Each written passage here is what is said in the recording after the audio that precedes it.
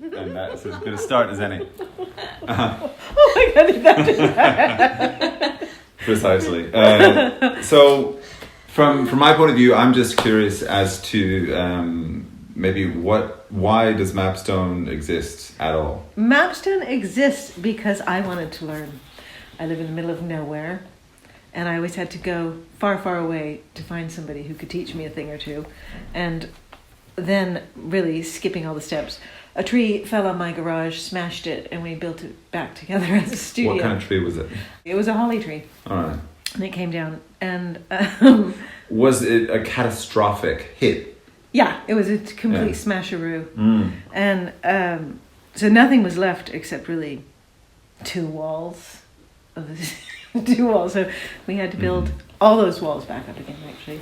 And we didn't do a great job because I didn't know what a sculpture studio should look like. So we just kind of put it back in the footprint, took out one of the doors, added some skylights and things, all in the wrong places. So it's not been a great studio. Yet wonderful things have been happening in there. This is Mapstone 1.0. This is Mapstone 1.0. And all these great people have said yes and come here and taught us all a thing or two. What was your first approach? I didn't know anything about who was teaching sculpture anywhere in England or in the world. I didn't know anything about anything, really. And Valentina can corroborate the fact that I didn't know anything. I had a little mailing list going because before we started Mapstone Studio, I ran a thing that I called Clay Group, which I thought was hilarious, a play on Clay Group. Yes, I just got that now that you explained no it to English me. person has ever called it Clay Group. They'd always ring me up and say they want to come to Clay Days. And I'd be like, it's Clay Group! I'm very proud of the pun that you were working on. Nobody ever got it. It was always Clay Days. If you ask anybody about it, they'll remember Clay Days fondly. But it was Clay Group. And it just took place in the house with a few people to begin with. I'd hire a model. It was in your kitchen? It was in my kitchen. There were naked people on your kitchen. There were naked people on my kitchen table. Island. In fact, that's really how I managed to convince my husband that when the tree smashed this garage, that I could have a new studio, because he came home one day and there was a 60-year-old sitting on the kitchen table, and that wasn't what he wanted to see. Without clothing should be added into that description. Without anything. Yeah. Not a stitch. Without clothing and or he shame. was very happy to be seen by all. He was very comfortable, as models are. So I have thanked him profusely ever since then, because that was the turning point. Serendipity. That was the turning point. He didn't mind so much, my husband didn't mind so much when it was women naked on the kitchen table, but suddenly... There was a change. I think I sent out an email to the people on my mailing list who'd been coming to Clay Group, and it was filled up really very quickly. And was this at the time? Was it all like other aspiring artists from Devon, or everybody was local? Yeah, everybody who came was local, as far as I can remember. And we had a very nice Danish model, and it was a seated pose. And I can't remember how many days it was. 3 or 4 day course. 3 days maybe. What was the scale that you were sculpting at? Maybe third life size. Yeah. Yeah. And you were building all the armatures? There were no armatures for this. They were designed to be fired. Okay, all right. So there was no armature. 8 a year. This year's been a lot more. I think it's been 12 or 13 this year. And boom, boom, boom, one after the other. And I think last year was quite busy too. Yeah. And I want to, I get very excited about whatever workshops are coming up, that we kind of hash it out to whoever's going to teach. What do you feel like doing? This sounds fun. I'd like to learn this.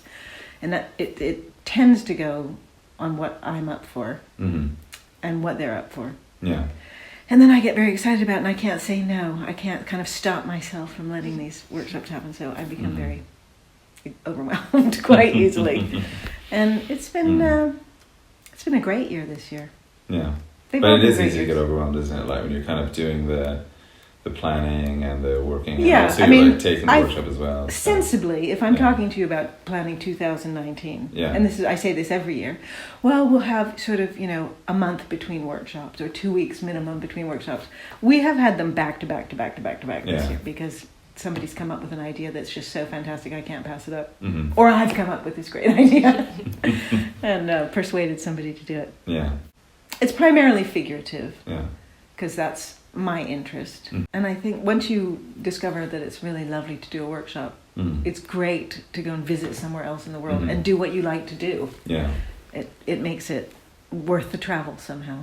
Yes. I have to say, I'm the first 2D artist. Am I the first? Tell me I'm the first 2D artist. You are the first 2D artist. All right. And That we need to carve that into a stone somewhere. everybody's Fantastic. interested. Yeah. And I want everybody to know that I haven't done this on my own. You know, I was greedy and wanted to learn, but I really didn't know anything when I started Mapstone about anything. And everybody has come. All these great sculptors have come and fixed things and just taken it upon themselves to build things and make sure I have things and drag me to a hardware store and buy things. And so it's really, really, really been a joint effort from everybody's great input. It's a super And by the way, geeky the club. vibe is very chill. The vibe is very chill. Yeah. I appreciate that. Yeah, it's great. It is great. And it's because, I don't know, everybody wants to be here. It's not, nobody's been forced to be here yet.